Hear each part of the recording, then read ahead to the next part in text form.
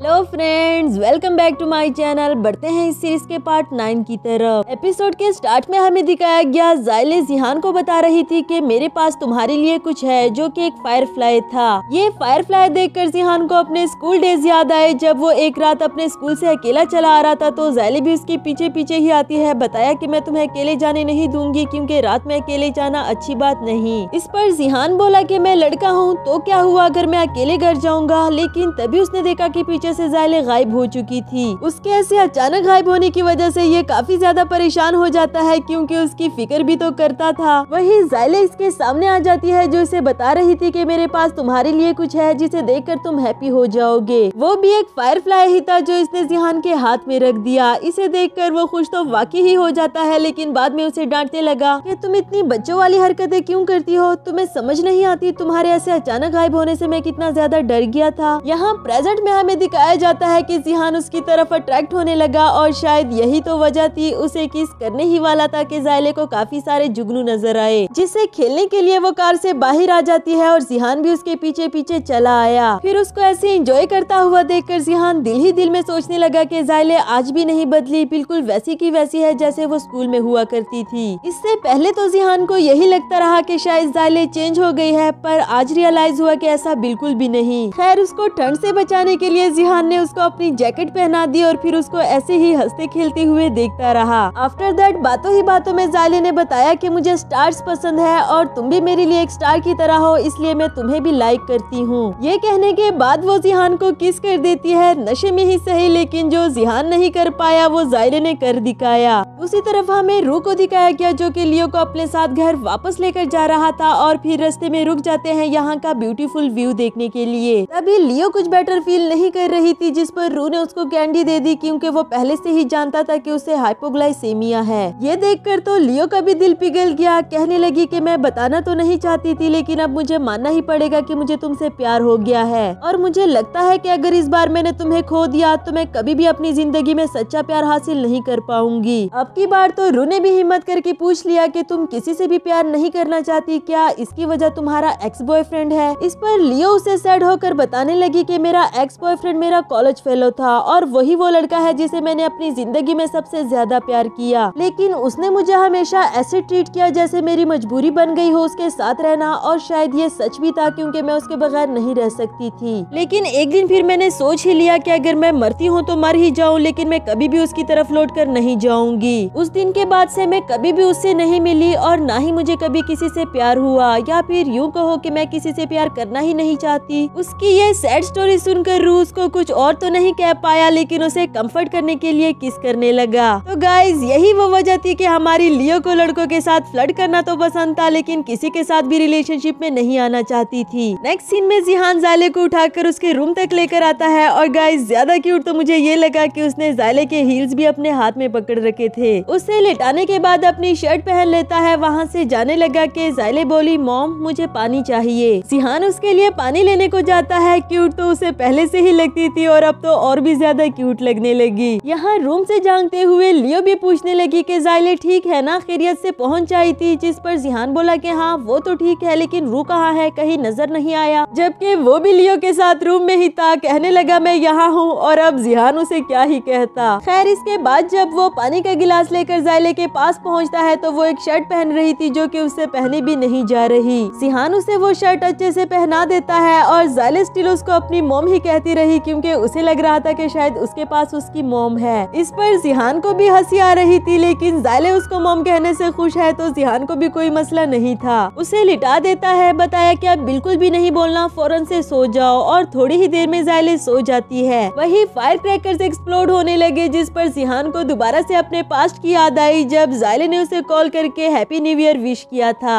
उस वक्त जिहान का तो पता नहीं, लेकिन ज़ाइले काफी ज्यादा खुश होती है, क्योंकि उसने फर्स्ट टाइम अपने क्रश को न्यू ईयर विश किया था। प्रेजेंट में दिखाया गया कि जिहान की नजर दो बुक्स पर पड़ी, जिस पर उसका नाम लिखा हुआ था, और इससे दोबारा उसे अपने पास्ट की याद आई। ज़ाइले को ये दोनों बुक्स लाइब्रेरी से मिली थी, जो इसने जिहान को भी दिखाई कि देखो मुझे 2 बुक्स मिली है जिस पर तुम्हारा नाम लिखा हुआ है। वो बुक्स आज भी ज़ाइले ने अपने पास संभाल कर रखी है। इससे जिहान को रियलाइज हुआ कि ज़ाइले मुझसे कितना ज्यादा प्यार करती है। काफी ज्यादा शर्मिंदा हो जाता है। दिल ही दिल में ज़ाइले को सॉरी करने लगा कि मेरी वजह से तुम्हें इतने साल तकलीफ में गुजारने पड़े। मुझे माफ कर दो कि मैंने तुम्हें अपनी फीलिंग्स बताने में देर कर दी, लेकिन अब वादा करता हूँ कि इसके बाद कभी भी तुम्हें हर्ट नहीं करूँगा। इसके बाद मॉर्निंग का सीन दिखाया गया जहाँ ज़ाइले ब्रश करने के लिए आती है, पर उसे समझ नहीं आती कि उसने ये शर्ट क्यों पहन रखी है और कल रात हुआ क्या था। और एक तो यहाँ रू और लियो को साथ देखकर डर जाती है, जो इसे यहाँ से जाने के लिए कह रही थी। जिहान भी उन सबको ब्रेकफास्ट पर आने के लिए आवाज लगाता है, बताया कि जल्दी से आओ वरना तो ब्रेकफास्ट ठंडा हो जाएगा। इसके बाद ब्रेकफास्ट का सीन दिखाया गया जहाँ ज़ाइले लियो से पूछ रही थी कि कल रात में घर वापस कैसे आई, और उसने इशारा करके बताया कि तुम्हें मैं नहीं बल्कि जिहान लेकर आया था। अब तो उसे फिक्र लग गई कि कहीं मैंने कुछ गलत तो नहीं कर दिया था। इसी टेंशन में उसे नाश्ता भी नहीं किया जा रहा और उठकर जाने लगी। लेकिन इससे पहले ही जिहान खड़ा होकर कहने लगा कि मेरे साथ बाहर चलो कुछ टाइम वॉक करने के लिए। उन दोनों के जाने के बाद लियो ने भी रू को प्रपोज कर दिया और ऑफिशियल डेटिंग के लिए रेडी हो गई थी। पहले तो रू को यकीन ही नहीं आ रहा था कि ये सब कुछ इतना जल्दी हो जाएगा, पर वो मना क्यों करता, आखिर वो खुद भी तो यही चाहता है। आफ्टर दैट वो भी लियो का हाथ पकड़कर अपने साथ बाहर वॉक पर लेकर जाने लगा। और इसी के साथ हमारा ये वाला एपिसोड भी यहाँ पर खत्म हुआ।